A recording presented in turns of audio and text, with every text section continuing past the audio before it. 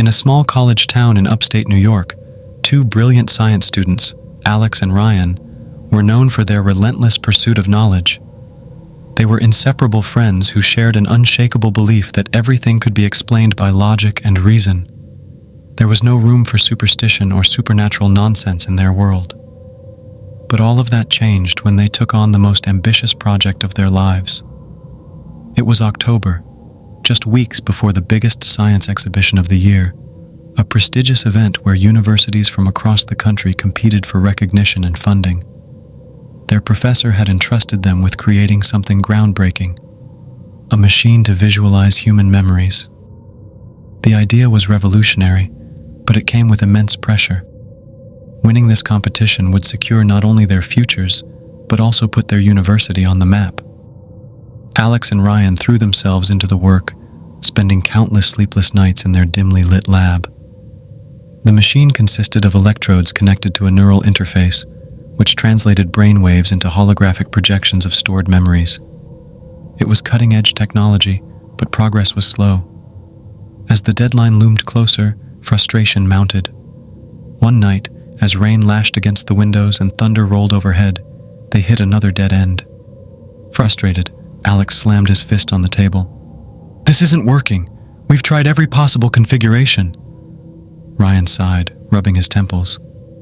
"We're missing something. Maybe we need inspiration." As if summoned by his words, the lights flickered violently.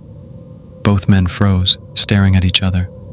Then, without warning, the power went out entirely. Darkness swallowed the room, save for the faint glow of their laptop's screens. "What the hell?"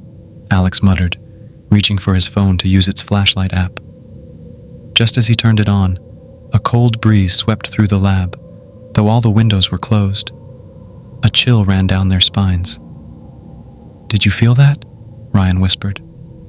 Before Alex could respond, the laptop screens flickered back to life. But instead of showing their usual data, they displayed strange symbols neither of them recognized. Ancient-looking glyphs danced across the monitors, accompanied by an eerie hum that seemed to vibrate in their bones. "What is this?" Alex asked, his voice trembling. "I don't know," Ryan replied, equally shaken. "But whatever it is, it's messing with our equipment." Suddenly, one of the machines whirred to life on its own. The neural interface began emitting sparks, and the electrodes twitched like living things. Before either of them could react, the hologram projector sprang to life, casting a ghostly image into the air. It wasn't a memory. It was a figure. A translucent woman in tattered Victorian-era clothing stood before them, her hollow eyes locked onto theirs. Her lips moved silently, yet her voice echoed inside their heads. "You seek answers," she said, her tone both soothing and menacing. "I can give you what you desire." Terrified, Alex stumbled backward, knocking over a chair. What are you?" "I am what remains," the apparition replied cryptically. "Your minds are sharp, but your understanding is limited. Allow me to guide you." Despite their fear, curiosity got the better of them. After all, they were scientists. If there was even a chance this entity could help them complete their project, they couldn't ignore it. "Guide us how?" Ryan asked hesitantly. The spirit smiled, a chilling expression devoid of warmth. "Let me merge with your creation. Together, we will achieve greatness." Against their better judgment, they agreed.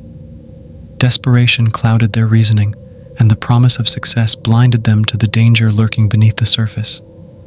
That night, the spirit guided them through modifications to their machine, whispering instructions in their ears. By dawn, the device was complete, or so they thought. When they tested it, the results were beyond anything they'd imagined. Not only could the machine visualize memories, but it also enhanced them, making them vivid and tangible. It was as if the past itself came alive. Word spread quickly, and soon everyone at the university wanted to see the miraculous invention. At the science exhibition, their presentation stole the show. Judges marveled at the clarity and depth of the projected memories, declaring it the most innovative project they'd ever seen. their university won first place, earning accolades and lucrative grants. For a brief moment, Alex and Ryan basked in triumph, but the celebration was short-lived. That night, as they celebrated in their dorm room, the same cold breeze returned. The lights flickered again, and the spirit appeared once more. This time, however, she wasn't alone. Dozens of shadowy figures crowded behind her, their faces twisted in agony. "You made a deal," the woman reminded them. "Now you must pay the price." Panic surged through them as they realized the truth. The spirit hadn't merely helped them win. She had bound herself to their machine, and consequently, to them. Every time someone used the device, fragments of their soul were consumed, feeding the insatiable hunger of the spirits. Over the following weeks, strange occurrences plagued their lives. Objects moved on their own, whispers echoed in empty rooms, and nightmares plagued their sleep. Worse still, anyone who used the machine began experiencing bizarre symptoms: memory loss, hallucinations, paranoia. Some users even vanished altogether, leaving behind only faint traces of ectoplasmic residue. Desperate to undo what they'd done, Alex and Ryan tried dismantling the machine, but the spirit wouldn't let them. She tormented them relentlessly, driving them to the brink of madness. Their once brilliant minds deteriorated under the weight of guilt and terror. Hallucinations became indistinguishable from reality, and paranoia consumed them. Eventually, their families intervened, committing them to a psychiatric asylum.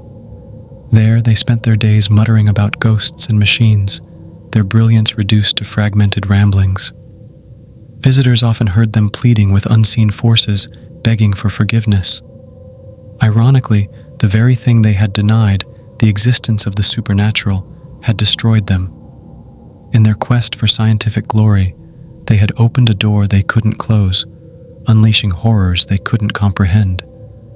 And somewhere, in the depths of the abandoned lab, the machine continued to hum softly, waiting for its next victim.